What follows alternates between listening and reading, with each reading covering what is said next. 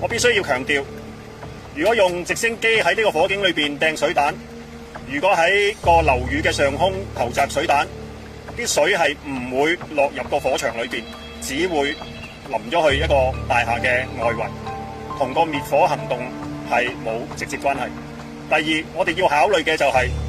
直升機駛近樓宇嘅時候呢，會有產生大量嘅空氣，會將個火警令到佢呢會更加蔓延得快，同埋更加大。我哋用緊而家我哋56米嘅雲梯車，係需要喺行動時呢，喺佢嘅車嘅兩邊呢去落一個積嘅，個積係有個闊度，越高嘅雲梯車個地面嘅闊度就要越闊。我哋而家緊急車輛通道嘅要求係6米，而相對用啲100米嘅雲梯車個闊度係要10米，所以用呢啲雲梯車，香港大部分嘅道路都唔能夠使用嘅。